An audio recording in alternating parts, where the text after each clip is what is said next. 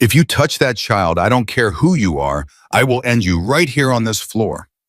A 7-year-old girl, alone on my phone, walking through 300 Hells Angels bikers at a funeral.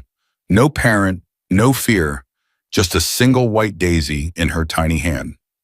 Nobody knew her name. Nobody knew where she came from.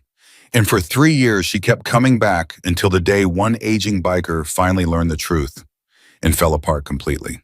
Alright, and if this story moves you, hit subscribe right now. Drop the name of your city in the comments. I want to see how far this reaches, and stay with me until the very end. The morning they buried Cole Iron Wolf Mercer, the sky had already made up its mind about the kind of day it was going to be.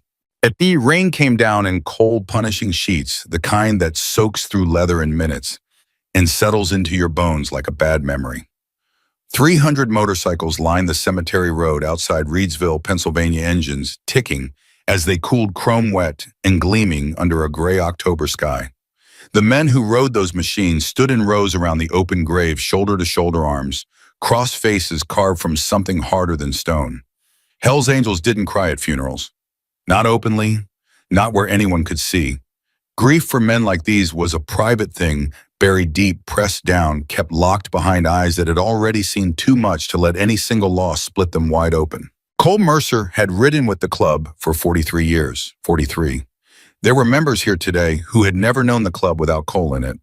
He'd been a Vietnam veteran, a founding father of the Pennsylvania chapter, a man who had sat at more tables, made more decisions, and kept more secrets than anyone alive in that cemetery could fully account for.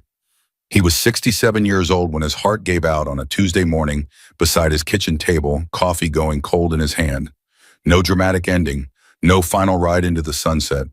Just a man who had lived hard, given everything, and stopped. Mac Titan Calloway stood at the back of the crowd and said nothing. That was unusual for Titan. In 32 years with the club, Titan had built a reputation as the loudest man in any room. Not reckless, not stupid, but big, in every possible sense of the word. 6'4", 260 pounds of scar tissue and stubbornness, with a voice like gravel being poured into a steel drum. As Sergeant-at-Arms for the Pennsylvania chapter, it was literally his job to be present, to be visible, to make men feel the weight of authority without him having to say a word. He was good at it. He had always been good at it. But standing beside Cole's grave, Titan felt small in a way he didn't have language for. The chaplain was halfway through the service, words about brotherhood, sacrifice, a life lived without apology, when Titan noticed the crowd shifting near the outer gate.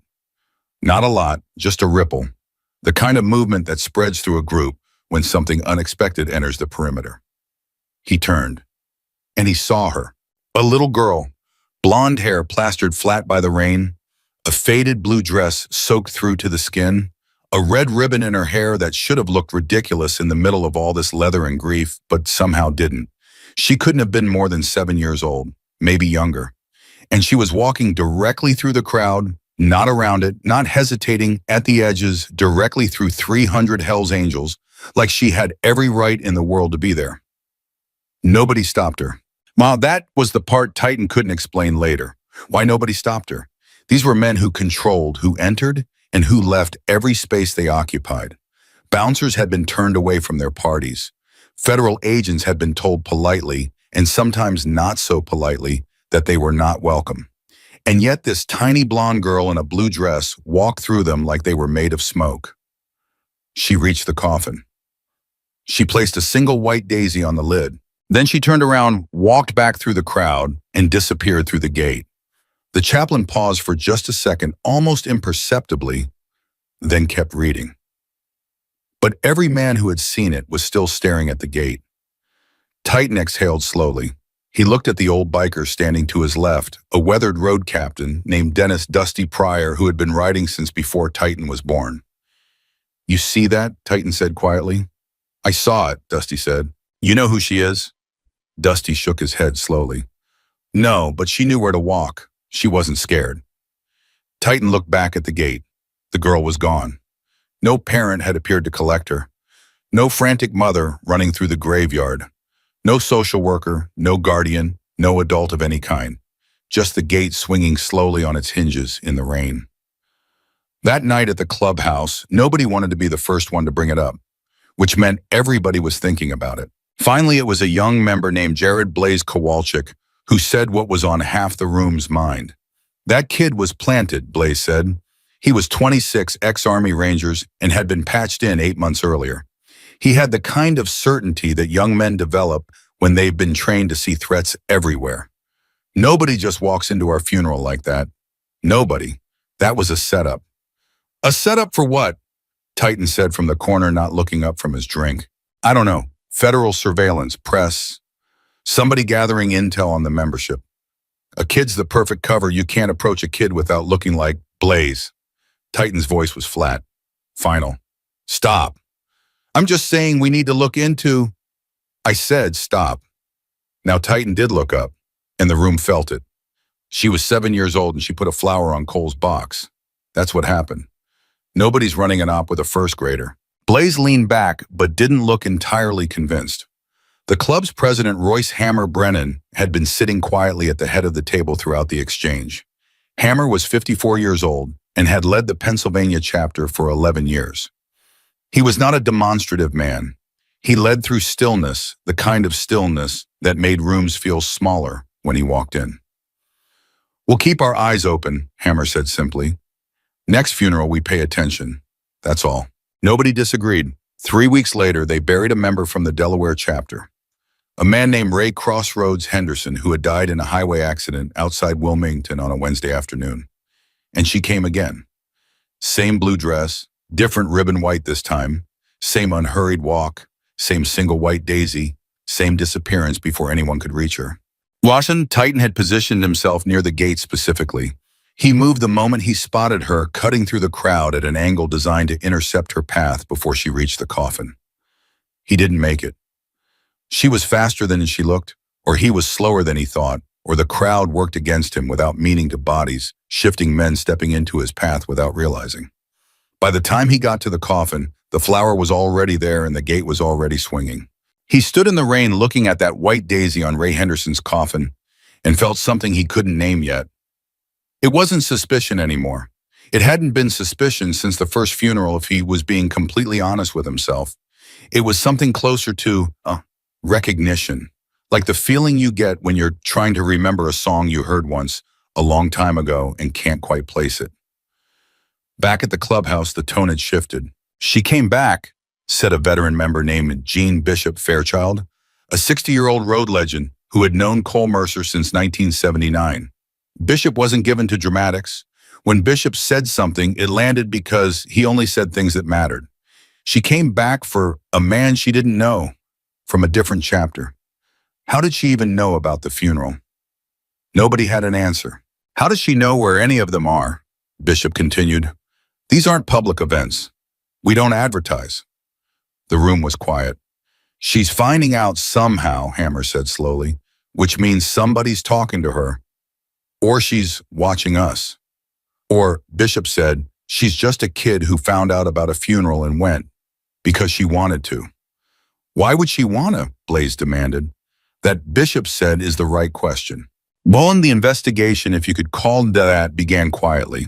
Titan organized it the way he organized everything methodically without drama, with a clear set of objectives and a clear set of rules. Rule number 1 was non-negotiable. No member of the club was to approach, follow, confront, or in any way interfere with the girl. She was a child. Whatever she was doing it peacefully, and Titan would personally answer to anyone who made her feel threatened. He said this once clearly at a chapter meeting. He didn't think he'd have to say it again. He was wrong. 6 weeks later, a third funeral. A member from the New Jersey chapter named Tommy Wrench Cabrera, 58 years old, liver failure, 3 kids, 2 ex-wives, and a reputation as the finest motorcycle mechanic on the eastern seaboard. The girl came again. And this time Blaze had positioned himself near the east gate with 2 prospects. His plan, which he had not shared with Titan or Hammer, was simple when the girl appeared cut off her exit. Not aggressively, just block the path, get a photograph, ask her some questions, find out who she was talking to. He thought he was being smart. He was not being smart. The moment Titan saw Blaze moving toward the east gate with that look on his face, that military assessment, look all angles and calculation, he knew exactly what was about to happen. He crossed the cemetery in long, ground-eating strides, getting between Blaze and the girl with seconds to spare. "Walk away," Titan said quietly. "I'm just going to ask her." "Walk away." "Titan, this is the third time. We have a right to know." And what happened next was not planned. Titan didn't plan things like this. He was a large man who had spent decades learning to control the impulses that large men in his world were sometimes rewarded for following. But something about the sight of Blaze positioning himself to intercept a 7-year-old girl at a funeral broke something loose in him that he didn't even know was there. He grabbed Blaze by the collar and moved him not gently back toward the main body of the crowd. "You do not go near that child," he said, his voice barely above a whisper, which somehow made it worse. "Not today, not at the next one, not ever. Do you understand me?" Blaze's jaw was tight. "You don't even know who she—" "I don't care who she is." Titan released him. His hands were shaking slightly, which surprised him. "She's a child at a funeral with a flower. That's all she is. And if I see you move toward her again, I will personally walk you out of this club. That's not a threat. That is me telling you exactly what will happen." Blaze stared at him for a long moment. Then he looked away. The girl laid her daisy. She disappeared. And Titan stood there in the rain, heart hammering, realizing that somewhere in the last 6 weeks, something had changed in him. He wasn't investigating anymore. He wasn't suspicious. He wasn't even simply curious. He was worried about her. Not about what she represented, not about what she might know, or who she might be connected to.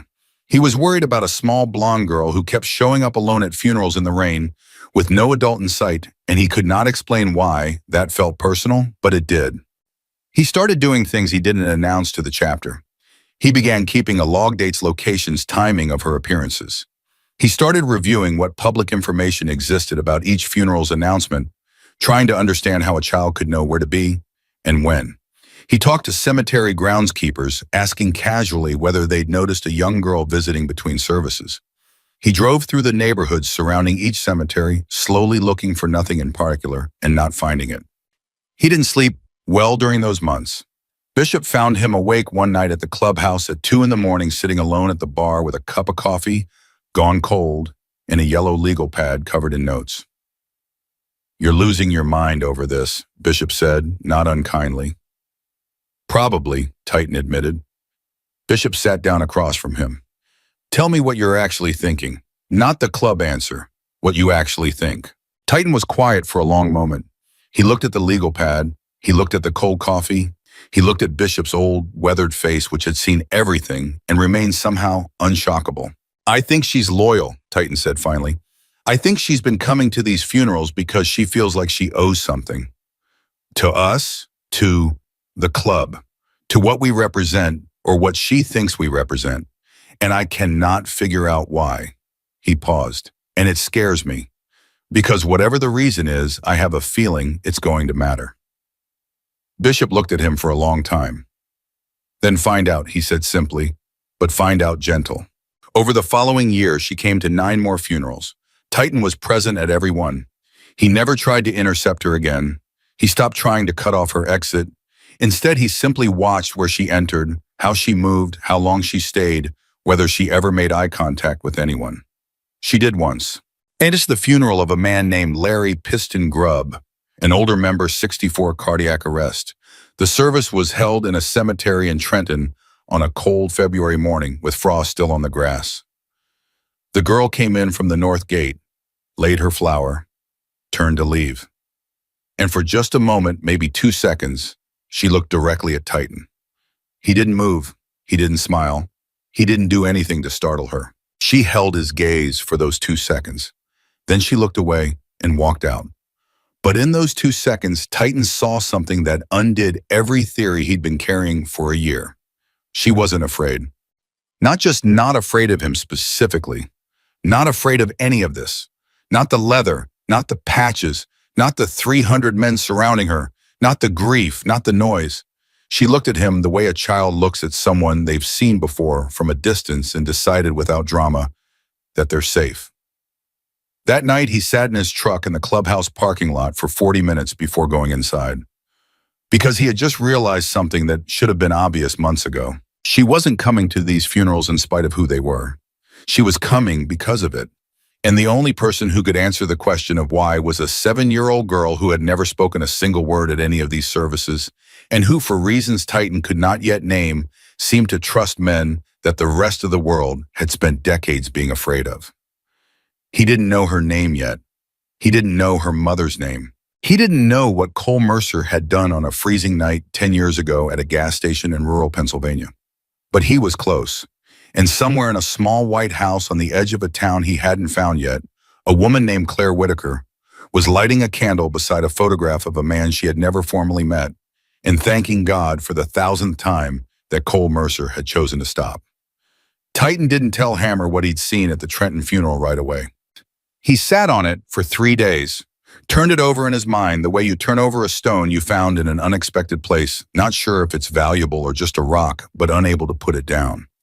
He replayed those 2 seconds 100 times, the way her eyes had found his across a crowd of 300 men, the stillness in her face, the complete unshakable absence of fear. Most adults were afraid of Titan on some level. He had made peace with that a long time ago. It was part of the part of the life. You didn't get to be sergeant at arms of a Hells Angels chapter by making people feel comfortable. You got there by making them feel the weight of consequence, by being the kind of man whose disapproval cost something real. This child looked at him like he was someone's grandfather. On the 4th day, he called Bishop. "She looked at me," Titan said without preamble. Bishop was quiet for a moment on the other end. He'd been expecting this call. "How long?" 2 seconds, maybe 3. No, she just looked like she was deciding something. Then she left. Another silence. Then Bishop said, "What did you decide?" Titan rubbed the back of his neck.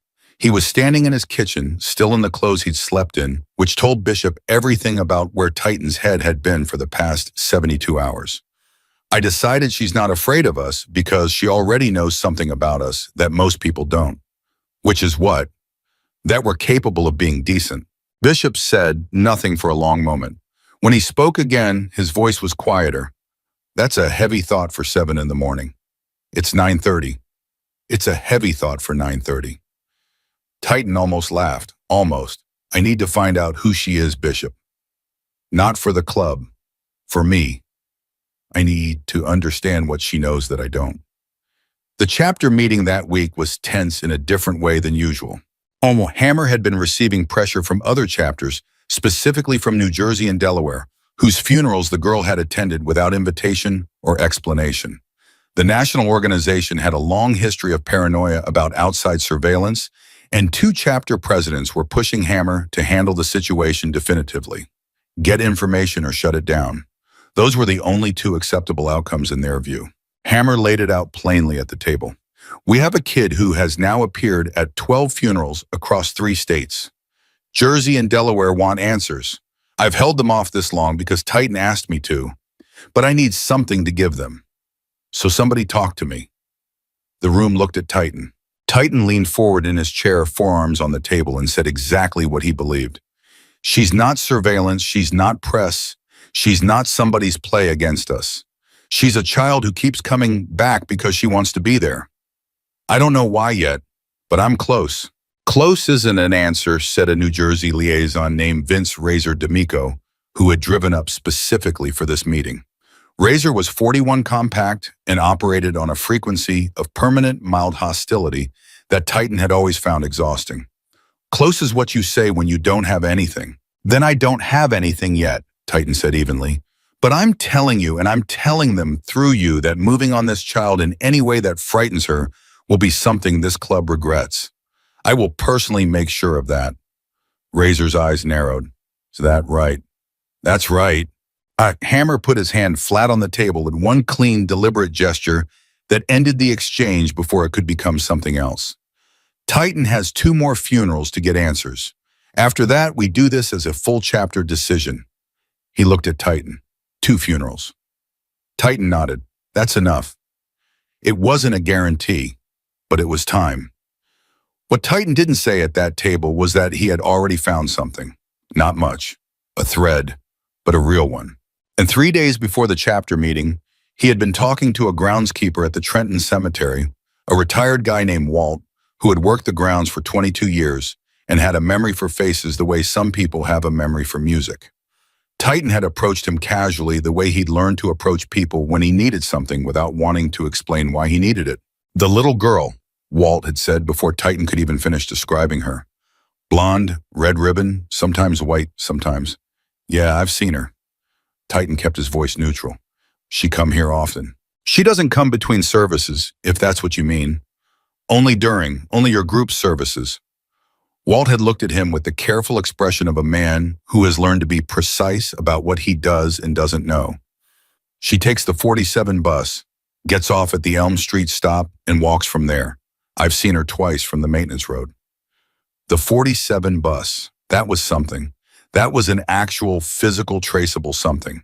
The 47 bus ran a route through 3 neighborhoods on the east side of Trenton, a working-class stretch of the city that sat between a commercial district and a residential area that had seen better decades. Titan spent 4 days on that information before the chapter meeting. He drove the route twice. He stopped at the community center near the Elm Street stop and asked, as neutrally as he could manage, whether anyone recognized a description of a young blonde girl. Yeah, no, nothing on the first day, nothing on the second. On the third day, a woman running the after-school program looked at him with the particular wariness of someone who protects children for a living and said, "Why do you want to know?" Titan, to his own surprise, told her something close to the truth. She's been coming to funerals. Our funerals. I want to make sure she's okay. The woman studied him for a long time. Titan understood. He was wearing his cut. He was 6'4" and covered in the kind of biographical information that made most people take a step back. He waited. I don't know her name, the woman said finally, but I've seen a girl matching that description. She gets off the 47 with her school bag sometimes. She goes to Whitmore Elementary, that's 4 blocks north. Whitmore Elementary, another thread. Titan didn't go to the school. He wasn't stupid enough to approach a child's school in a Hells Angels cut and ask about a student by description. That would end the investigation, the chapter, and possibly his freedom within the same afternoon. Instead, he parked near the school's crossing zone 2 mornings in a row and watched from a distance. He saw her on the second morning. Her walking with her backpack alone, moving with that same unhurried confidence he had watched in a dozen cemeteries. She was small, even smaller outside the context of a funeral crowd. She couldn't have weighed 60 pounds. She turned onto a side street 2 blocks from the school and disappeared around a corner. Titan followed the corner, not the child, just the direction, and found himself looking at a residential block of small, close-packed houses. Older homes. Maintained but tired. The kind of neighborhood where people worked hard and didn't always have enough to show for it. He didn't knock on any doors that day. He drove back to Pennsylvania and sat with what he had. The next funeral came 11 days later.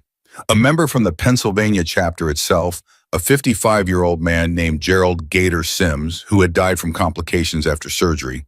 It was a smaller service, 60 riders, not 300. The cemetery was in Lancaster, which was a different geography than Trenton entirely. Titan had wondered privately whether she would come, whether the distance would be too far, the logistics too complicated for however she moved through the world. She came. She appeared at the West Gate 17 minutes into the service. Same unhurried walk, same single white daisy. She reached the coffin, placed the flower, and turned to leave, and then she stopped. Because Titan was standing directly in her path. Not blocking her, not looming. He had deliberately left 4 feet of open space between himself and the gate, enough that she could have gone around him without any contact at all. He was standing with his arms loose at his sides, hands visible, posture as open as a man his size could manage. He was not wearing his cut. Just jeans, a gray flannel shirt, and boots. No patches, no colors, no insignia of any kind. She looked at him. He looked at her. "I'm not going to stop you," he said. His voice came out quieter than he intended, which was probably the right call. "I just wanted to say thank you for coming, for the flowers. Cole was a friend of mine." The girl didn't move. She didn't bolt. She stood there with her small hands at her sides, studying him with those steady, unfrightened eyes, and Titan had the strange sensation of being evaluated by someone much older than 7. "You're the big one," she said. He blinked. What? The big one, she repeated matter-of-factly. I've seen you at the other ones. You always stand at the back. Titan's throat did something unexpected. He cleared it. Yeah, that's me. You were watching me. It wasn't an accusation, it was just an observation delivered with the same flat accuracy that children sometimes deploy when they haven't yet learned to soften true things. Titan decided that the only appropriate response was the same kind of honesty. Yes, he said. I was. She considered this. Why? Because I wanted to understand why you kept coming, and because I wanted to make sure nobody bothered you. She looked at him for another long moment. Then she said something that Titan would repeat to Bishop that night, word for word, and Bishop would go completely silent on the other end of the phone. She said, "Will you be kind to my mother?" Titan's mind went completely blank. In 32 years, across conversations that had included federal prosecutors, rival club presidents, parole officers, and men who intended him serious harm, Titan had very rarely been at a complete loss for words. He prided himself on it. Composure was the tool he used more than any other. But he stood there in that Lancaster cemetery in a gray flannel shirt, looking at a 7-year-old girl with a white daisy, and had absolutely nothing to say. Your mother, he finally managed. Does your mother know you're here? She knows I go to the funerals, the girl said. She doesn't know I'm here today specifically. I told her I was at school. I skipped the afternoon. She said this with zero apparent guilt. Simply information. What's your name? Titan asked. She hesitated for the first time, just briefly. Then Emma. Emma, he said it carefully. My name is Mac. My friends call me Titan, but you can call me Mac if you want. Emma looked at him steadily. Why do they call you Titan? Because I'm large. She seemed to find this answer acceptable. Mac, she said, testing it, will you be kind to my mother? He crouched down slowly, deliberately, so that he was on her level, eye to eye. The gesture cost him something in his knees, but he didn't let it show. Why are you asking me that? Because I need to tell her something, Emma said. And I think she'll be scared. And I think if I bring someone with me who's safe, she'll be less scared. Something locked in Titan's chest. What do you need to tell her? Emma looked at the daisy in her hands. Then she looked back at him. That I've been going to the funerals. She knows I go, but she doesn't know why I started. A pause. I never told her the real reason. What's the real reason? The girl was quiet for several seconds. Around them, the service had continued, the chaplain's voice carrying on the wind, engines idling at the road, and nobody had noticed this conversation happening near the west gate. Nobody had come to interrupt it. The real reason, Emma said slowly, is because of what somebody did for her a long time ago, before I was old enough to understand it. She looked up at Titan, but I understand it now. Titan felt the hairs on the back of his neck stand up. Not from fear, from the particular electric sensation of approaching something true.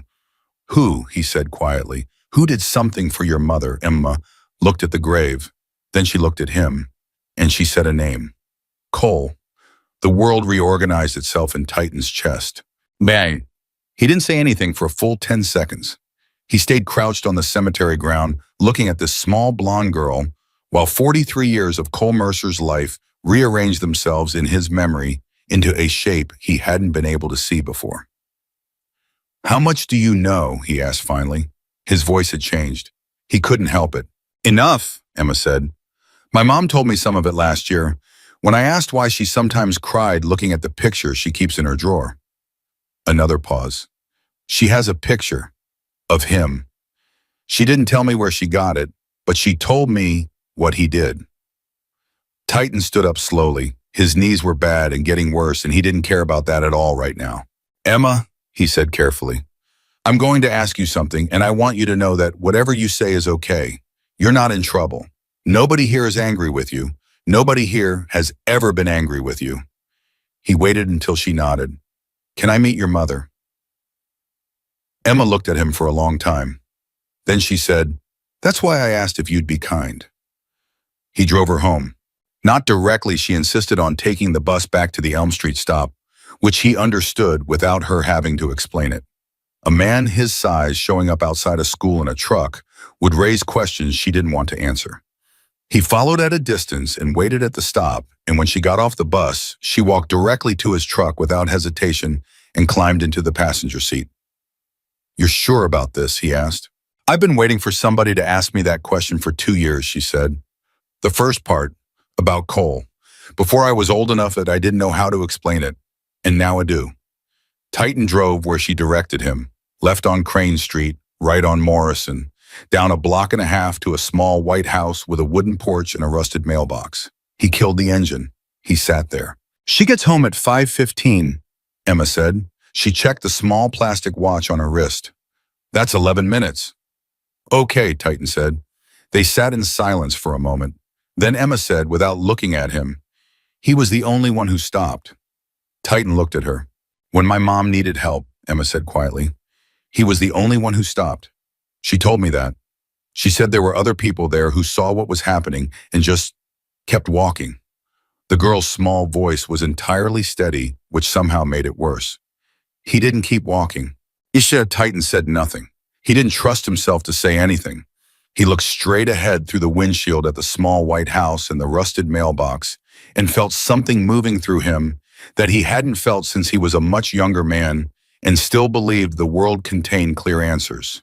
"That's why I come," Emma said, "because if one of you would stop, just stop and help somebody, then maybe you deserve to have somebody say thank you." She paused, even if nobody else was saying it. 11 minutes later, a thin blonde woman in a blue coat came around the corner with a paper grocery bag in each arm. She walked with her head slightly down, the habitual posture of someone who has spent years making herself smaller in public. She reached her front porch before she saw the truck. She stopped. Titan climbed out slowly, hands visible, moving the way you move around startled animals. No sudden gestures, no quick approaches. Emma slid out the passenger side and came around the front of the truck, and when her mother saw her, the fear in the woman's face shifted into something more complicated. "Emma?" Claire Whitaker's voice was sharp with relief and confusion. "Who is this? What?" "His name is Mac," Emma said calmly. "He was friends with Cole. He's safe, Mom. He's the one who made sure nobody bothered me at the funerals." Claire Whitaker went very still. She looked at Titan. He saw at the moment recognition move through her. Not recognition of him specifically, but recognition of what he represented. The patches he wasn't wearing today couldn't erase what he was. She knew what he was. And for one terrible second, Titan thought she was going to tell her daughter to go inside and close the door. Instead, Claire Whitaker stood on her porch and looked at this enormous stranger for a long, measured moment. And then very quietly, she said, "You knew Cole." 43 years, Titan said. "He was one of the best men I ever met. I just didn't know how right I was about that until about 10 minutes ago." Something crossed Claire's face that Titan would try and fail to describe to Bishop later that night. It wasn't grief exactly. It was the expression of someone who has been carrying a debt they didn't know how to pay for a very long time and has just been told unexpectedly that someone else knows the debt exists. She looked at her daughter, then she looked back at Titan. "Come inside," she said. "I'll make coffee." Titan followed her up the porch steps. He did not know yet everything that had happened on a freezing night at a gas station 10 years before. He did not know the full shape of what Cole Mercer had done, or how it had been done, or what it had cost Cole to walk away from it without telling a single soul. But he was about to find out. And nothing, not 32 years of road, not a single bar fight or courtroom or dark moment he had survived had prepared him for what Claire Whitaker was going to tell him at that kitchen table while the coffee went cold, and Emma sat quietly in the next room, pretending to do homework and listening to every word. The coffee maker gurgled and hissed in the kitchen, while Claire Whitaker sat down across from Titan at a small wooden table that had one leg slightly shorter than the other three. She didn't apologize for the wobble. She didn't make small talk. She wrapped both hands around her mug and looked at it for a long moment, the way people look at something when they're deciding how much of the truth they're prepared to say out loud. And Titan waited. He was good at waiting. 32 years in a club that ran on patience and timing had made him one of the most patient men he knew. But sitting in Claire Whitaker's kitchen, he found that patience harder to hold on to than usual, because something in the room already felt significant in a way he couldn't fully articulate: the smallness of the house, the quietness of the woman across from him, the sound of Emma in the next room turning pages with deliberate, performative concentration. "How much did Emma tell you?" Claire asked, finally still looking at her mug. "Almost nothing," Titan said honestly. "She told me Cole stopped when he didn't have to. That's all." Claire looked up at him then. Her eyes were a pale gray blue, and they held the particular steadiness of someone who has survived something that should have broken them and hasn't quite decided yet whether survival was the victory it was supposed to be. 10 years ago, she said. Emma was 3 months old. Yes, she said it the way you say coordinates. This happened here, at this time, establishing the geography before the story. "My husband's name was Derek," she continued. "We'd been married 4 years. I didn't understand what I was in until I was already in it. By the time I understood it, Emma was on the way, and I thought..." She stopped, pressed her lips together, reorganized. "I thought it would change. People tell you that. You tell yourself that. It doesn't change." Titan said nothing. He kept his hands flat on the table and his face neutral and let her go at her own pace. That November, Emma was 3 months old. I'd left her with my neighbor because Derek said we needed to talk, and I didn't want her in the car when we talked because talking always ended the same way. Claire's voice was even, deliberate. The voice of someone who has told a version of this story in therapy or in court or in the mirror alone at night enough times that the telling no longer required emotion, only accuracy. He stopped at a gas station on Route 30 outside of Coatesville. It was 11:30 at night, cold. There were maybe 4 other cars at the pumps. She paused, took a breath. He hit me twice before we even got out of the car. Over something I'd said wrong on the way, I don't remember what. By the time we were standing at the pump, I couldn't see out of my left eye properly, and I was trying to figure out whether I could get inside the station without him following me. Her hands tightened around the mug. 2 men at the next pump over saw it happen. They looked away, just looked at the ground, and got back in their car. Next time, Titan felt something move through his jaw. He didn't let it show. "A woman at the pump on the other side locked her doors," Claire said. "I heard the click." She said it without bitterness, just fact. I had stopped expecting anyone to help by then. That's the thing people don't understand. At a certain point, you stop expecting it. You just try to survive the next 5 minutes. She looked at Titan directly. And then this man walked out of the station. Titan knew what was coming. He knew in his chest before she said the name. But hearing it still hit him somewhere structural. Something load-bearing in the way he understood the world. "He was big," Claire said. "Not as big as you, but big. He had on a leather vest and his arms were covered in tattoos, and he looked like the last person who was going to help anyone with anything." She paused. He walked straight toward Derek. Not fast, not aggressive, just direct. Like he'd already decided, and the deciding was the hard part, and everything after that was just motion. She set her mug down. He put himself between me and Derek, physically. Just stepped into the space and stood there. Her voice dropped slightly. And he said, I remember this exactly. He said, "Son, you're done for tonight. Get in your car." Just that, quiet, like it was already decided. Titan's throat was doing something complicated. He worked to keep his breathing even. He was angry, and he tried to... Claire shook her head. It didn't go anywhere. This man didn't move. Didn't raise his voice, didn't touch Derek, just stood there like a wall that had decided to have an opinion. And Derek, he got back in the car. She said it simply, like it was small, like a man who had terrorized her for 4 years backing down in 30 seconds was just a minor detail. Then the man turned to me, Claire said, and he said, "You got somewhere safe to go tonight." And I said no, because I didn't, because I'd spent 4 years burning every bridge I had. A pause. He said, "Okay, come on, just that. Come on."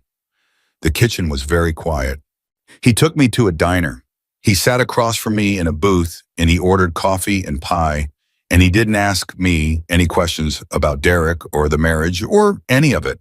He talked about, well, I don't even remember a road trip he'd taken in the 80s, something about a mechanical failure in New Mexico, and he let me sit there and be a person for an hour before any of the practical stuff came up. Titan recognized that. Without being able to name it, he recognized it as the purest form of something Cole had always known how to do: make space. Give a person room to be a person before making them solve a problem. He paid for the food. He gave me $300 cash from his wallet, which was everything in it, and he found me a women's shelter 2 towns over, and he drove me there himself. And then before he left, he gave me a card. Claire stood up and crossed to the kitchen drawer without explanation. She opened it and reached to the back past rubber bands and batteries and old takeout menus. She set a small white business card on the table in front of Titan. It was worn soft at the corners and had been folded and unfolded enough times that the crease had gone white. There was nothing on it except a phone number and 3 words in Cole's handwriting: for real emergencies. Titan stared at it for a long time. He never told me his name, Claire said, sitting back down.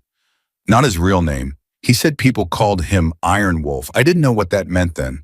I looked it up later, after I'd gotten out after the divorce, after I'd gotten Emma and moved here. I figured out who he was. She paused. I figured out what he was, what the club was, what all of it meant. Titan looked up from the card. And you still kept it, he said. I called it once, Claire said quietly. 2 years later, Derek had found out where I was living. He'd been arrested twice by then, but that didn't mean he was in jail. He showed up at my door at midnight, and I called that number. She stopped, looked at the card. A man answered, not Cole, different voice. I told them my name and that Cole had given me the number. And the man said, address? I gave it. He said, stay inside. And then he hung up. Titan already knew this part. He knew it because he was the one who had answered that call. He hadn't known it was her. He'd had no idea who Claire Whitaker was, no context for the call beyond a woman with a number Cole had given out and a problem that needed solving. He'd sent 2 men to sit outside her building for 6 consecutive nights until Derek Whitaker's 3rd arrest, a DUI with a restraining order violation, finally put him in a place where he couldn't reach her. He had forgotten about it within a month. It was not the only call like that he'd ever handled. He understood now with a clarity that was almost physical that he had never actually been allowed to forget it. It had just been waiting in a shape he didn't recognize yet. I never found out his name, Claire said. Cole's, until he died. I saw the obituary online by accident. Someone had shared it, and there was his picture and his name, and it said 43 years with the club. Her voice caught for the first time, just barely. And I sat at this table and I cried for 2 hours because I never got to say thank you. She pressed her hand flat against her mouth for a moment, took a breath, because good things should be acknowledged, even when the people who did them don't want acknowledgement. Titan's eyes were burning. He did not look away from her. He refused to look away. Emma found out about a year after that, Claire said, lowering her hand. She found the card. I told her some of it, not all of it, enough that she understood what kind of man Cole was. A pause. She asked me if I thought the other men in the club were like him. I told her I didn't know. She said she was going to find out. Titan made a sound that wasn't quite a laugh and wasn't quite a sob. It was something in between that he had no category for. She's 7 years old, he said. She was 6 when she started, Claire said. And there was something in her voice, tired pride, the particular exhaustion of raising a child who is more themselves than you are prepared for that, told Titan everything about who Emma Whitaker was going to be someday. I didn't know about the first 2 funerals. When I found out, I told her she couldn't go alone. She informed me that she already had, and that nobody had bothered her, and that she had a plan. Claire shook her head slowly. She had a written plan. A 6-year-old with a written plan. What did you do? Titan asked. I drove her to the next 3, Claire said simply. I waited in the car. I didn't try to stop her because I understood why she was going. Her voice steadied. Because she was doing what I never got to do. She was saying thank you, for me, on behalf of everything that man did that night that changed the entire course of our lives. She looked at Titan steadily. I figured the least I could do was provide transportation. Titan put both hands over his face. He sat like that for what might have been 30 seconds or might have been 3 minutes. He was not a man who cried. He had not cried openly fully without managing it since his own mother's funeral 17 years ago. He had maintained every other time through an act of will that had become so habitual he rarely noticed he was doing it. He noticed it now because it wasn't working. He pressed his hands against his eyes. He breathed. He felt the kitchen around him, The wobbling table, the cooling coffee, the sound of Emma in the next room going completely still because she was absolutely listening, and he knew it, and somehow that made it worse and better at the same time. He lowered his hands. His face was wet. He didn't apologize for it. He never told anyone, Titan said. His voice came out rougher than he intended. 43 years I knew that man. He never told a single person in the club, never asked for anything in return, never brought it up. I know, Claire said quietly. That's not the way this usually works, Titan said, and he heard how inadequate that was as soon as he said it, but he needed to say something true even if it was clumsy. Men in this life, they talk. They trade stories. Things they've done, people they've helped, times they came through. It's currency. Cole never spent that currency. Not once. Maybe he didn't see it as currency, Claire said. Titan looked at her. Maybe he just saw a woman who needed help, she said, and helped her, and then went back to his life, because that's what decent people do. The word landed on Titan the way Emma's gaze had landed on him at the Trenton funeral, with the force of something simple that has managed to be complicated for no good reason. Decent. Not legendary, not mythic, not a brother in arms or a road warrior or an icon of the highway, just decent.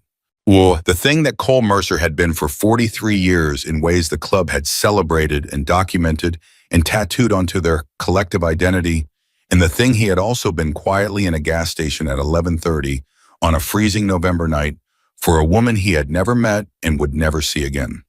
Same man, same instinct, different audience. That was when Titan understood what he needed to do. He sat up straight. He wiped his face with the back of his hand without embarrassment. He looked at Claire and then toward the door of the next room and said at normal volume, Emma, come in here. There was a pause of approximately 0.5 seconds, the exact duration of a child deciding whether to pretend they weren't listening, and then Emma appeared in the doorway with her backpack strap in one hand and the expression of someone who had been caught but had decided dignity was more important than denial.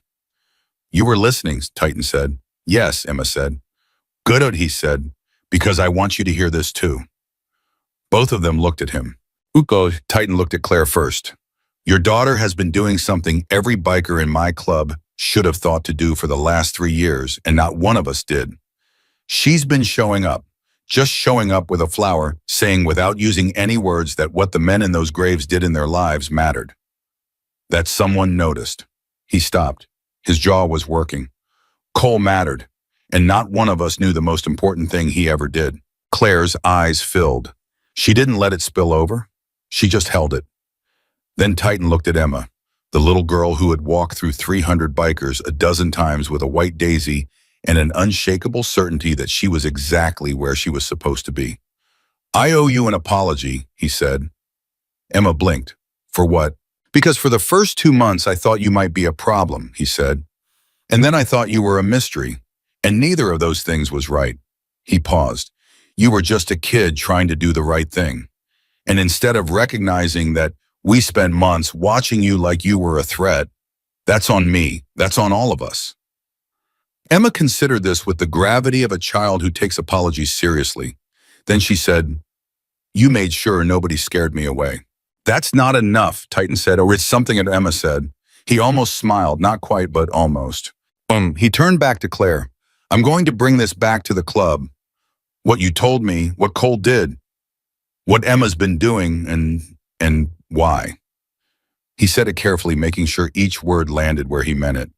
I don't know yet what that looks like, but I know that 300 men are going to hear Cole Mercer's name in a completely different way than they've ever heard it. And I know that what your daughter has been teaching us every time she walks through a cemetery gate, we're going to make sure it doesn't get lost.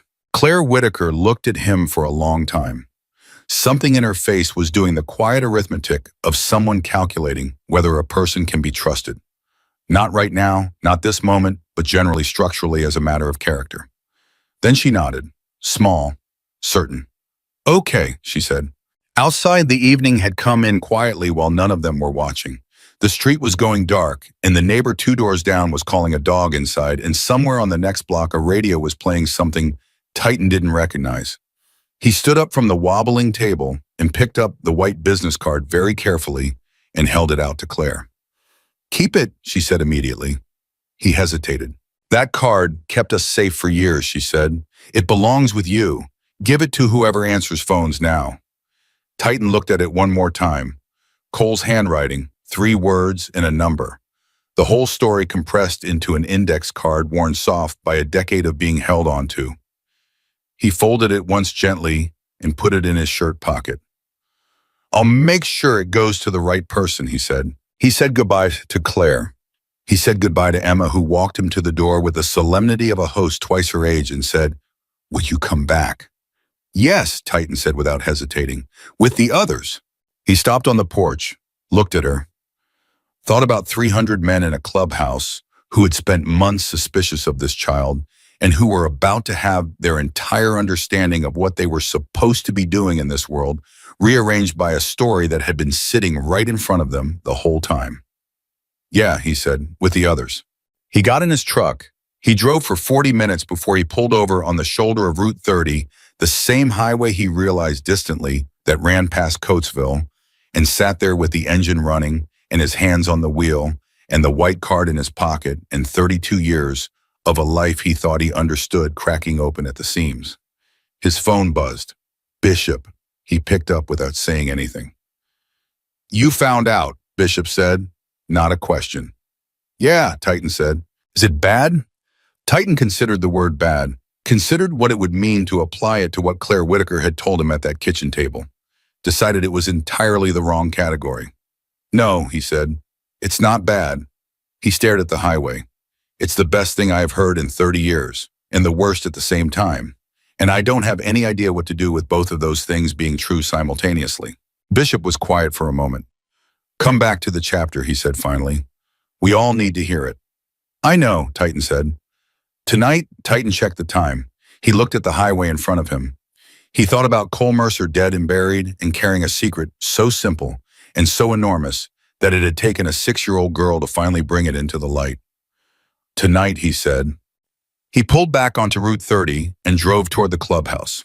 Behind him in a small white house on a side street in Trenton, Emma Whitaker finished her homework and put it in her backpack for the morning, and Claire Whitaker stood in the kitchen for a long moment looking at the empty mug Titan had left on the table. She picked it up, washed it, dried it, put it away. And for the first time in 10 years, she did not feel like the only person alive who knew what Cole Mercer had really been. Titan got back to the clubhouse at 9:47. He knew the exact time because he checked his watch in the parking lot before going in a habit he'd developed years ago, the instinct to mark a moment before it changed everything. He had learned through 3 decades of this life that there were rooms you walked out of as a different person than the one who walked in, and the least you could do was note the timestamp. He sat in the parking lot for 4 minutes. Engine off, hands in his lap. The white card in his shirt pocket pressed flat against his chest like a second heartbeat. Micey, he thought about Cole. Not the legend, not Iron Wolf, not the 43-year veteran, not the man whose funeral he had drawn 300 riders and whose name would be spoken in club lore for another generation. Just Cole. The man who had ordered coffee and pie for a terrified woman at 11:30 at night on Route 30 and talked about a mechanical breakdown in New Mexico so she could breathe for 1 hour before her life required her to be functional again. That man, that specific, quiet, unremarked man, Titan had known him for 32 years and had never known him at all. He got out of the truck and went inside. Bunny, the main room was fuller than it should have been for a Tuesday night. Word had traveled, it always did in this club, through some combination of intuition and phone calls. Nobody fully admitted to making that Titan had gone to Trenton and come back different. Bishop was there, Hammer was there, Dusty, Gene Bishop, even Razor from the New Jersey chapter who had driven back up after learning Titan had made contact with the girl. Blaze was in the corner, nursing a beer and looking at the floor, which was exactly where Titan needed him to be. 17 men total, sitting or standing, waiting. Titan walked to the center of the room. He didn't take off his jacket. He didn't get a drink. He stood in the middle of that room, the room where he had slammed Blaze into a pool table for getting too close to a 7-year-old girl, the room where he had spent 3 years as the most certain man present, and he felt the full weight of what he was carrying. Her name is Emma Whitaker, he said. She's 7 years old. She lives in Trenton with her mother, Claire. And I'm going to tell you why she's been coming to our funerals. The room was already quiet. It got quieter. He told them all of it. And he didn't editorialize. He didn't soften it. He didn't build toward it dramatically or give it a narrative shape that made it easier to absorb. He told it the way Claire had told him, coordinate by coordinate. This happened, then this, then this. A gas station on Route 30, a freezing November night, a woman who had stopped expecting anyone to stop, two men at the next pump who looked away, a woman in a car who locked her door, and Cole walking out of the station. He told them about the booth at the diner, about the coffee and pie, about the $300 in the card, about a 6-year-old finding that card in a kitchen drawer and asking her mother why she sometimes cried looking at a photograph of a man she'd never formally met. He told them about Emma's plan, written out at 6 years old. He told them about driving Claire to the first 3 funerals and waiting in the car, about all of it. When he finished, the room was so quiet he could hear the refrigerator behind the bar cycling on. Nobody moved. Well, then Dennis Dusty Pryor, 68 years old, who had been writing since 1974, and who Titan had seen walk away from bar fights and federal hearings and 3 separate funerals for men he'd loved. Without flinching, Dusty put both hands over his face and made a sound that Titan would carry in his memory for the rest of his life. Not a sob exactly, something older than that, something that came from a place below language. That broke it open. Gene Bishop turned and faced the wall. His shoulders were shaking.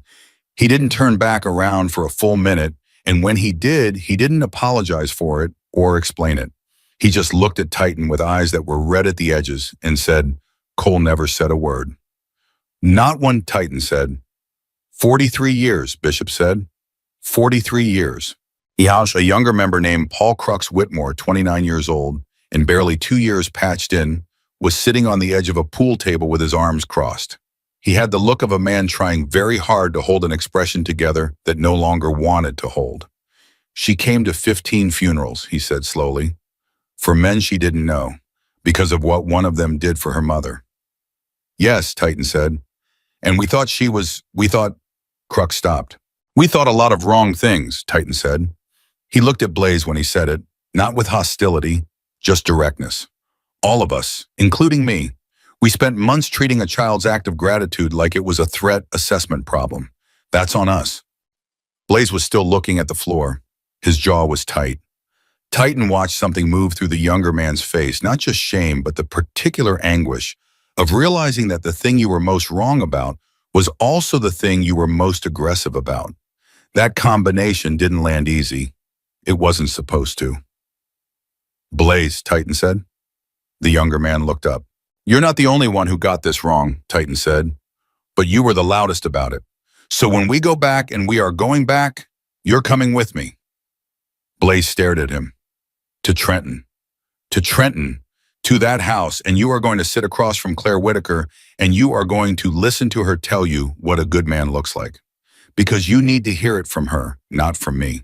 For a second, Titan thought Blaze was going to argue. The jaw tightened further. The hands on the beer bottle went white at the knuckles. And then slowly, something in Blaze's face did something Titan had never seen it do. It just gave. Not dramatically, not with any kind of speech. The certainty just drained out of it like heat out of a room when the window opens. Okay, Blaze said quietly. Hammer had been standing at the back of the room through all of this without saying a word, which was how Hammer operated when things were important. He led from the center when things were normal. He led from the edge when they mattered. Titan had always respected that about him. Now Hammer walked slowly to the middle of the room and stood beside Titan. He looked around at the 17 men in that space, the wet eyes and the crossed arms and the frozen beer bottles and the shaking shoulders, and he was quiet for a long moment. Cole knew who he was, Hammer said finally. Every one of you, every man who's been in this club longer than 5 years, you've had a moment, some night somewhere when you helped somebody who needed it and you didn't talk about it afterward. You just got back on the bike and rode. He paused. Cole wasn't special because he was the only one who ever did that. He was special because a little girl figured out that we all do that, and she came to say thank you for all of it. But the room absorbed that. Then Dusty said from behind his hands, voice muffled, We owe that child an apology. We owe her more than that, Bishop said. Hammer looked at Titan. What did you tell her before you left? I told her I'd come back, Titan said, with the others. Hammer nodded once, decisive. Then we go back, he looked around the room. All of us, and we bring flowers. That was when Razor, the New Jersey liaison who had driven up to push Hammer for definitive action, who had been the loudest external voice demanding the situation be handled, cleared his throat from the corner. Every head in the room turned toward him. Oh, sorry, Razor was not a sentimental man. Titan had assessed him correctly the first time 41 years old, compact, operating on permanent mild hostility. The kind of man who had been in this life so long that softness had come to feel like a liability. He was standing with his arms crossed and his face arranged in the particular expression of a man who has been outvoted by his own emotions and hasn't figured out what to do about it yet. Jersey had 2 funerals she came to, Razor said slowly. Henderson and Cabrera. I know, Titan said. She didn't know those men. She didn't know anybody in the Jersey chapter. No, Titan said. Razor uncrossed his arms, put his hands in his jacket pockets, looked at the floor for a moment and then back up. I pushed Hammer to shut this down, he said. I want that on record. I was wrong. It was the least dramatic thing Razor had ever said, which made it the most significant thing he'd ever said, and every man in the room understood that. I'll tell the Jersey president, Razor said. He'll want to know. Henderson's widow especially, she'll want to know why that little girl kept coming back. He paused. She cried for a week after the last funeral because she didn't understand it and couldn't ask. Titan hadn't known that. He felt it land somewhere specific and painful. A widow crying alone because she couldn't explain the one small, inexplicable, beautiful thing that had happened in the middle of her worst week. I'll get you the contact, Titan said. Boy, the meeting went on for another 2 hours. Titan hadn't expected that. He'd come in to deliver information and instead found himself in the middle of something that refused to stay informational. It kept becoming personal, kept pulling things out of men who hadn't planned to give them. Montavotti talked about a woman he'd helped in Arizona in 1987, a single mother whose car had broken down outside Flagstaff at 4 a.m, 2 kids in the back seat, no cell phones, no passing cars. He'd stayed with her for 3 hours in the dark, waiting for a tow truck, and then followed the truck to make sure she got somewhere safe. He had never told anyone. He said it like a confession, like something he'd been keeping in a box he hadn't opened in 30 years. Crux talked about his own mother, about what it meant to him that the club had shown up for her when she was sick quietly without announcement, groceries on the porch and the yard mowed, and nobody asking for credit. Even Bishop, who had the emotional reserve of a man carved from some particularly stoic variety of rock, talked about Cole. Specific memories. Cole buying a kid's bicycle at a pawn shop in 1991 and leaving it on a porch on Christmas Eve in a neighborhood that hadn't seen much reason for optimism. Cole anonymously paying a member's daughter's first month of rent when she moved out at 18 because she needed to and her parents couldn't help. Small things, unremarked things, strung together in the dark of that clubhouse like lights on a line, each one illuminating the next, until the shape of who Cole Mercer had actually been was visible in a way none of them had been able to see while he was alive. He knew, Bishop said finally. Cole always knew a man's legacy isn't what people say about him when he's in the room, it's what he actually did when nobody was watching.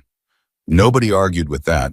Muscle, at 11:15, the meeting broke up organically, not because Hammer called it, but because the room had reached a natural end of what it was capable of holding in one night.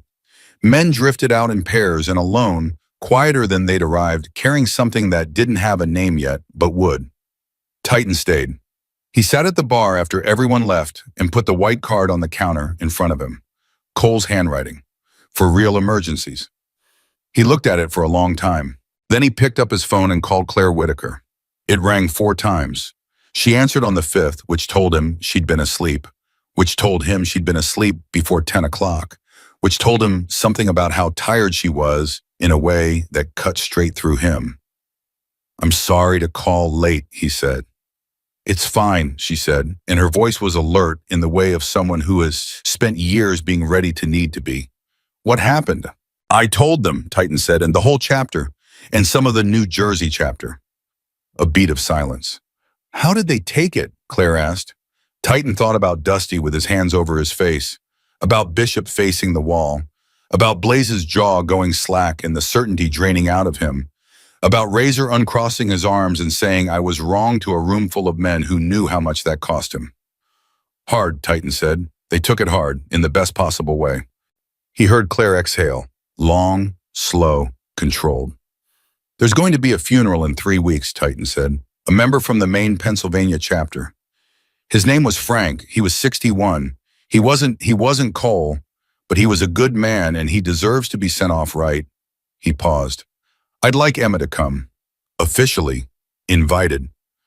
Not sneaking in on the 47 bus. Another silence. Longer this time. She'll want to know if she can still bring her own flower, Claire said. Titan felt something release in his chest. She can bring whatever she wants. Then yes, Claire said. She'll come. I'll pick you both up, Titan said, if that's all right. That's all right, Claire said quietly. He was about to say goodbye when Claire said Mac. He stopped. Yeah, what you did tonight telling them that wasn't nothing, she said. I know it's your club, and they're your people, and it might feel like it's supposed to be easy. But sitting in a room full of people and telling them they were wrong about something and that the truth is something they're going to have to feel, that's not nothing. Titan looked at the card on the bar. Cole's the one who did the hard part, he said. Cole did his hard part, Claire said. You did yours. He didn't know what to say to that. He said goodnight. He hung up. He sat alone in the clubhouse with the refrigerator cycling on and the single overhead light and the card on the bar, and he thought about 3 weeks from now. About what it was going to look like when 300 men showed up to a funeral, each carrying a white daisy. About Emma walking through that gate and finding the world she'd been walking into alone rearranged to meet her. He thought about that for a long time. And then something else occurred to him. Something that had been sitting at the edge of his thinking since Claire's kitchen table and that he hadn't fully examined yet.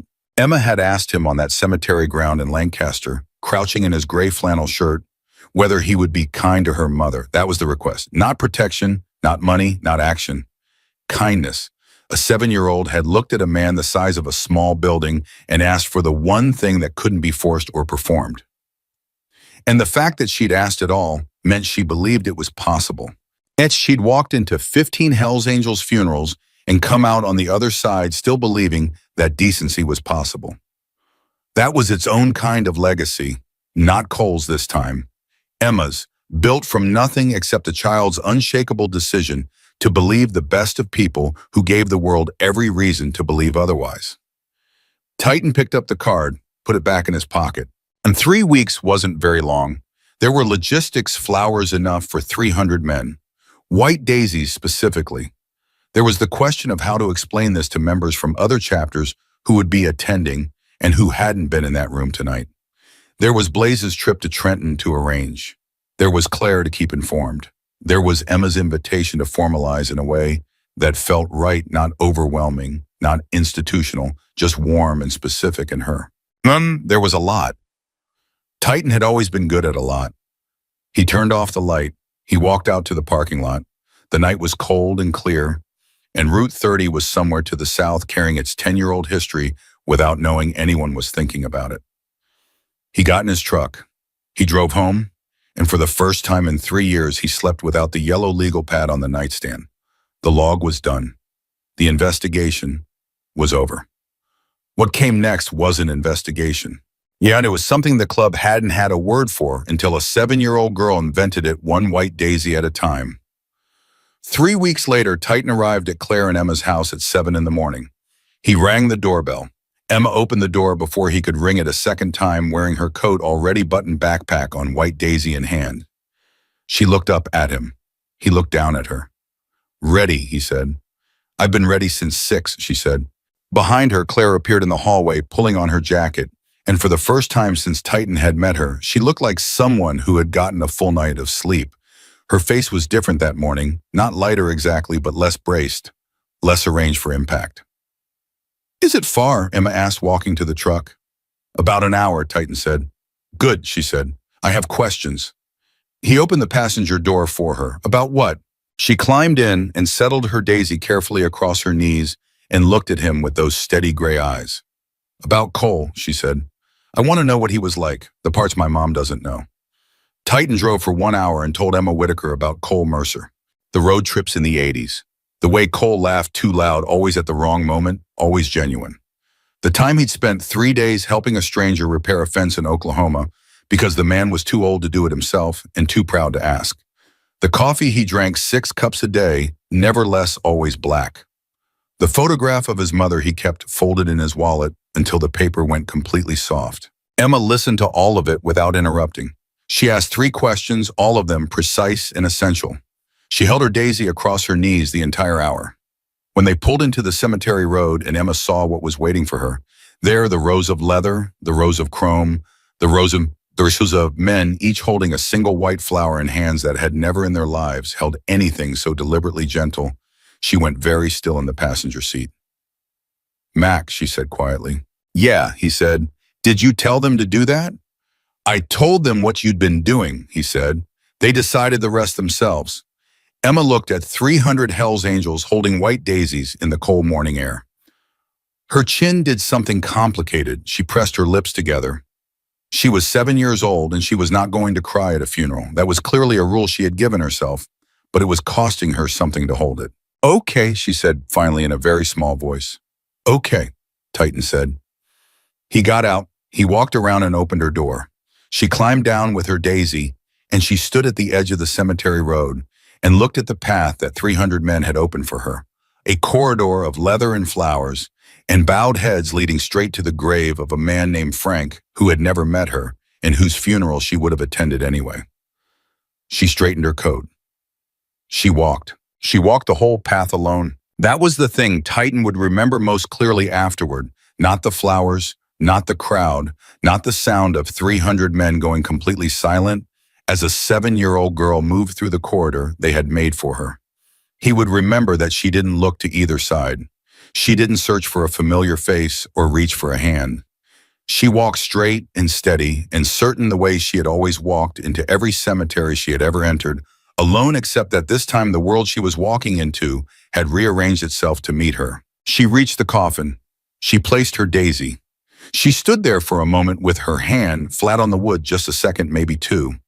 And in that gesture, Titan saw every funeral she had attended alone, distilled into something he could barely look at directly. 3 years of bus rides and blue dresses and red ribbons and white flowers, all of it compressed into one small hand on one wooden box on one cold morning in Pennsylvania. Then she stepped back, and the line began. One by one, starting with Hammer at the front, then Bishop, then Dusty, then the road captains, then the regular members, then the prospects. 300 men filed past Frank's coffin and laid their daisies down. Nobody rushed. Nobody made it theatrical. They did it the way men do things when they mean them, completely quietly, without looking around to see if anyone was watching. Each one focused only on the flower in his hand and the place he was setting it. Blaze was near the back of the line. He had driven up with 2 other members from the Philadelphia chapter, and he had been quiet the entire morning, not the tight, suppressed silence of a man holding something back, but a different kind of quiet. Softer, like someone who has put something down and is still feeling the absence of the weight. When Blaze reached the coffin, he held his Daisy for a moment longer than the men before him. He looked at it, then he laid it down with the rest and stepped back without a word. Titan saw it from where he stood beside Claire. He didn't say anything. He didn't need to. Yet, when the last flower had been placed, Frank's coffin was invisible beneath a blanket of white petals. It was one of the most remarkable things Titan had ever seen, and he had seen a great deal in his life. He looked at it and thought, this is what it looks like when 300 people decide to be better than they were. Not gradually, not in theory, but on a specific Tuesday morning in November with frozen grass under their boots. Hammer crossed the open ground to where Emma was standing with Claire. He stopped in front of them and looked down at Emma with the expression of a man who has given a great deal of thought to this moment and has decided that simplicity is the only thing equal to it. He reached into his cut and took out a small patch, black cloth maybe 3 inches across. Titan had seen Hammer commission it 2 days earlier from the club's patch. Maker had watched Hammer describe it over the phone with unusual precision. A single white daisy stitched in white and yellow thread on black background. Clean, exact, nothing else on it. Hammer crouched down in front of Emma. He held the patch out to her on his palm. "This is for you," he said. "Not a rank, not a title, just ours. You're part of this family now. You and your mother both. That's not a thing we take back." Emma looked at the patch for a long moment. She looked up at Hammer. She looked over at Titan, who gave her the smallest possible nod, and then she looked back at Hammer. "I didn't come to the funerals to be part of the club," she said carefully, because she needed him to understand that. She needed it to be clear that she hadn't been working towards something, hadn't been performing loyalty in exchange for belonging. Titan had known she would say this. He had known it since Lancaster. "I know," Hammer said. "That's why we're giving it to you." Emma took the patch. She held it in both hands and looked at it the way you look at something that is both exactly what you expected and nothing like you could have prepared for. Then she did something Titan would describe to Bishop that night, and then never quite find the right words for again. She pressed it flat against her chest over her heart, closed her eyes for exactly 3 seconds, and opened them. "Thank you," she said. Not the automatic thank you of a child who has been taught to say it. The real one. The kind that costs something. Hammer stood up. He cleared his throat once. He walked back to the line without making eye contact with anyone because he was Hammer, and that was his right. Claire had both hands pressed together in front of her mouth, elbows on her chest, the posture of someone trying to hold themselves together through an act of pure physical compression. Titan stood beside her and didn't say anything because there was nothing to say, and both of them knew it. After a moment, she lowered her hands and exhaled and looked at the coffin covered in white flowers and said very quietly, "He would have hated all of this." Titan looked at her. "Cole, all the attention," she said, "all of this would have driven him crazy." Titan thought about Cole, about 43 years of stories that ended with Cole walking away before anyone could thank him, about a woman in a gas station, in a diner booth, and a card that said, "For real emergencies," about a man who had lived his entire life in deliberate anonymity about the best things he ever did. "Yeah," Titan said, "he would have hated it." They almost smiled, both of them. Not quite. In the weeks that followed, the white daisy patch spread. Not officially, not by mandate or club decree. It spread the way true things spread organically, quietly, one chapter at a time. Razor brought the story back to New Jersey, personally stood in front of his chapter's table, and told it the way Titan had told it in Pennsylvania, and the New Jersey chapter commissioned their own patchmaker within the week. Delaware followed. Then a Maryland chapter heard about it from a Delaware member at a regional meeting and asked for the full story and got it. By the end of the first month, 7 chapters across 4 states had adopted the white daisy as a funeral tradition. Not mandatory, never mandatory, but present at every service offered to every member who wanted one, and nobody had declined. Henderson's widow in Delaware, the woman Razor had mentioned, who had cried for a week trying to understand why a child had kept coming to her husband's grave, received a visit from 3 chapter members who sat at her kitchen table and told her the whole story from the beginning. She listened without interrupting. When they finished, she said, "So she was saying thank you for all of them." And one of the members said, "Yes." And the widow pressed her hands flat on the table and said, "Good, somebody should have." She became the first person outside the club to wear a white daisy patch. Titan visited Claire and Emma twice in the first month after the funeral, then weekly. Then it stopped being visits and started being something that didn't have a formal name. He would show up on a Saturday morning with coffee for Claire and something small for Emma, a book or a puzzle, or sometimes just the company of a man who was large enough to fill a doorframe and gentle enough that a 7-year-old had assessed him correctly from 30 feet away in a cemetery. Emma had questions every time he came.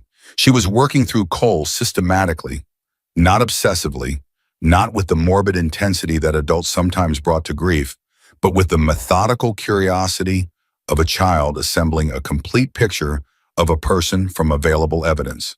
She wanted to know about the road trips, about Vietnam, about the specific nature of the mechanical breakdown in New Mexico, which turned out to have involved a carburetor, a wrong-size wrench, and a gas station attendant in Gallup, who had let Cole sleep on his couch and charged him nothing. Titan told her all of it, every story he had. He called Bishop sometimes when he ran out of his own supply, and Bishop would add stories that sent Emma Pshaw into the particular delighted silence of a child whose image of someone has just expanded beyond what they thought possible.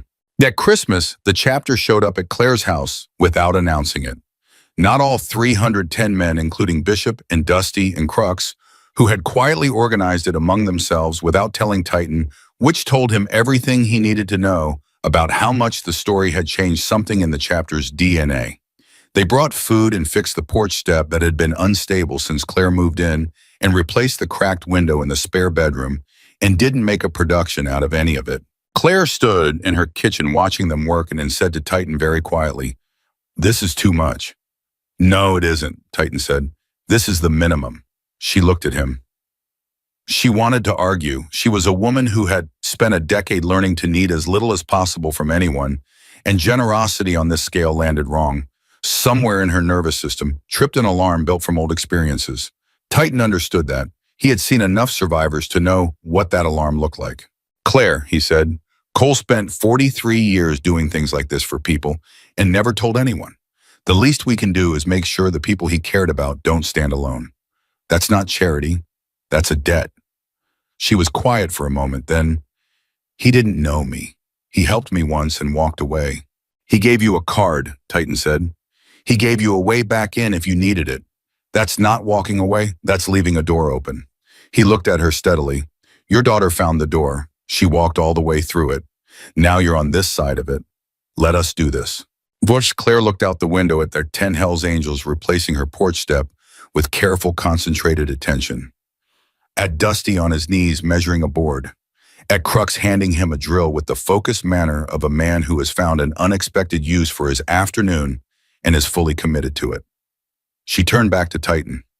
"Okay," she said. For the third time in this story, she said that single word to him, and each time it had meant something larger than the time before. 6 months after Frank's funeral, Emma turned amen. She didn't ask for a party. She asked instead whether she could go to the clubhouse. She had never been inside.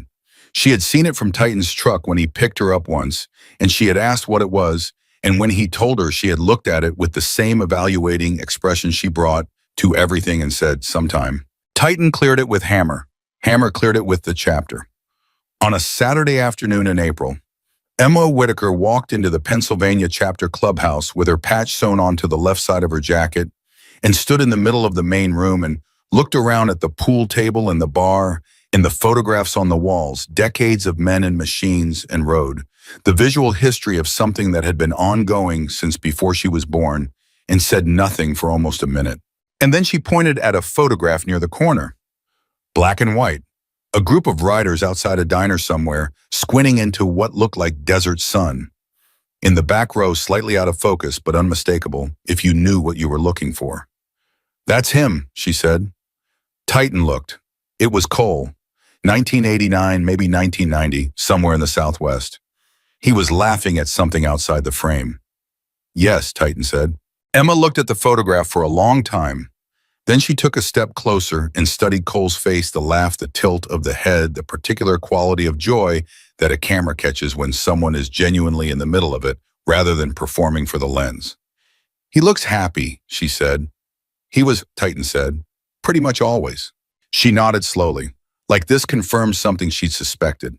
Then she turned around and accepted a piece of birthday cake from Bishop, who had driven in from Philadelphia specifically for this, and who presented it with the grave ceremony of a man who takes birthday cake very seriously. The chapter sang, badly, at full volume. Emma laughed so hard she had to put down the cake. That was the moment, not the funeral, not the patch, not the kitchen table, or the clubhouse meeting, or any of the dramatic load-bearing moments of the previous year that Titan would identify later as the one when he understood what Cole had actually left behind. Not a legend, not a lesson, not even a tradition, though the White Daisy had become all three of those things by now. What Cole had left behind was a room full of people who would not otherwise have been in the same room laughing together on a Saturday afternoon in April, while a little girl got cake on her jacket and didn't care. That was it. That was the whole inheritance. Titan called Bishop that night. "She got frosting on the patch," he said. "I saw," Bishop said. "She didn't try to wipe it off." "No," Bishop said. She didn't." And there was a comfortable silence between them. the kind that two men develop after decades of knowing each other through every variety of difficulty the world can generate. Bishop, Titan said, "Yeah, I've been in this club 32 years. I've seen a lot of things I'm proud of and some things I'm not." He paused. "This is the thing I'm most proud of." Bishop was quiet for a moment, then me too. Also, the White Daisy tradition continued. It was still going 1 year later, 2 years later. 5 years out from the morning Titan had stood in a cemetery in Reedsville, watching 300 engines cool in the rain, while a man named Cole Mercer was lowered into the ground. Every chapter that adopted it found their own way to carry it. Some wore the patch on their cuts. Some kept a single dried daisy pinned to their handlebars. Some simply showed up at every funeral with a flower and let the gesture speak for itself without explanation. Emma grew up knowing the club the way you know a large, complicated, imperfect family, with clear eyes and without illusions, and with love anyway. She knew what the club was. She never pretended it was something easier. But she also knew what she had seen with her own eyes over 3 years of cemetery visits, and she had decided at 6 years old with a written plan that what she had seen was worth acknowledging. She was not wrong. Titan became the closest thing to a grandfather Emma Whitaker had ever known. He attended her school plays and her soccer games and her high school graduation, and he sat in the third row each time in a freshly pressed shirt with no patches because Emma had told him she wanted him there as Mac, not Titan, and he had honored that without discussion every single time. Brian, at her graduation, she found him in the parking lot afterward and handed him something small. He opened his hand. It was the white business card, Cole's card, for real emergencies, laminated, now edges sealed against the decades preserved. "You gave it back to me at the kitchen table," she said, "and Mom kept it anyway. She wants you to have it now." Titan looked at the card in his palm, Cole's handwriting, 30-odd years old and still legible, still precise. "She's sure," he said. "She said it's spent long enough keeping us safe," Emma said. "Now it should remind you of something." "What's something?" he said. Emma looked at him the way she had looked at him in a cemetery in Lancaster at 7 years old, steady, direct, unafraid of what she was about to say. "That the best things you ever do," she said, "are the ones nobody sees. Except sometimes they do, and sometimes a little girl notices, and sometimes that's enough to change everything." Titan closed his hand around the card. He didn't say anything. He didn't need to. Emma already knew, had always known, that the silence of a large man holding something carefully means more than most words. Cole Mercer never wanted credit. He stopped at a gas station on Route 30 on a freezing November night, helped a stranger, gave her a door to come back through, and rode away without looking back. He did it because it was the right thing, and that was sufficient reason. He never told a single person. He went back to his life, in his road, in his club, and he carried that quiet goodness in him for 10 more years until his heart stopped beside a cold cup of coffee on a Tuesday morning. He got none of the recognition while he was alive. He got all of it after. And the instrument of that recognition was a 7-year-old girl with a white daisy and a written plan, and the absolute unshakable conviction that decency deserved to be witnessed even when the decent man was gone, even when the world called him a monster, even when she had to ride the 47 bus alone through 3 states to say so. A man is not measured by how feared he was. He is measured by what he did when the fear wasn't necessary, when nobody was watching, when there was nothing to gain, when stopping was simply the right thing. And he stopped. Cole Mercer stopped. And one little girl made sure the world knew it.